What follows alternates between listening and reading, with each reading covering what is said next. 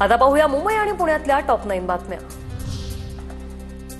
दादरमधील कबूतरखाना तात्पुरता बंद। जैन समाज आणि पक्षीप्रेमींनी रस्त्यावरील कबुतरांना हटवलं। रस्त्यावर येणाऱ्या कबुतरांना इजा पोहोचू नये यासाठी प्रयत्न।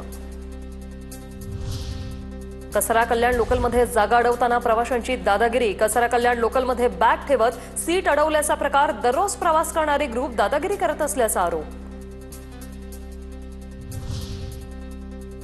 मुंबई मेट्रोचा नवा विक्रम। 39 महिन्यात ओलांडला 20 कोटी प्रवाशांचा टप्पा। मेट्रो लाईन 2 आणि मेट्रो लाईन 7 सेवेत दाखल झाल्याच्या 39 महिन्यातच गाठला 20 कोटी प्रवाशांचा टप्पा।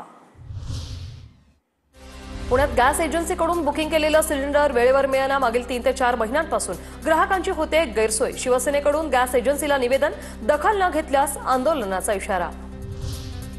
भुयारी मेट्रोमध्ये चित्रीकरणाला परवानगी। उत्पन्न वाढीसाठी स्थानकं, गाड्या, कारशेड भाड्याने देण्याचा निर्णय। मेट्रो गाडीच्या तासाभराच्या वापरासाठी 5 लाख तर स्थानिक किंवा कारशेडसाठी तासाला 7.5 लाख रुपये भाडं असेल।